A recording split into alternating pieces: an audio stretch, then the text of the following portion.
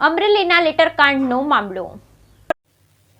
પાયલબેનને ખોટું લેટર આરોપી મનીષભાઈના કહેવાથી કોમ્પ્યુટરમાં ટાઈપ કરેલું. ખોટા લેટરની પ્રિન્ટ તાલુકા પંચાયત પ્રમુખ અમરેલીના લેટર હેડ ઉપર પેજ સેટ કરીને કાઢેલી. તે પ્રિન્ટને પોતાના મોબાઈલમાં સ્કેનર થકી પીડીએફ બનાવેલી. તે પીડીએફ મનીષભાઈને મોકલેલ. તે ખોટું લેટર હેડ પ્રિન્ટ લિફાફામાં મુખ્ય લિફાકા ઉપર કમલમના નામ સરનામું નોંધેલ. તે નામ સરનામા પોતાના મોબાઈલમાં સર્ચ કરેલા પુરાવા મળેલ.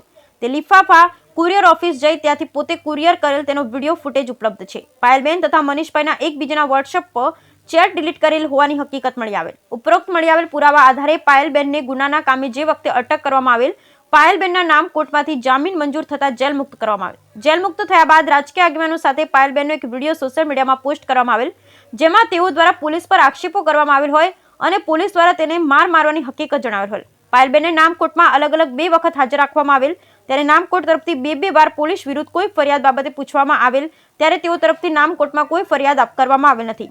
એસઆઈટી ટીમ મહિલાના પરિવારની મંજૂરીથી પરિવાર સાથે મહિલાને મેડિકલ અર્થે લઈ જતી હતી. દરમિયાન પરેશ ધાનાણી દ્વારા તેમને રોકી મેડિકલમાં ન જવા દેવા રોકવામાં આવી. બ્યુરો રિપોર્ટ વિક્રમ શાખટ, અમરેલી.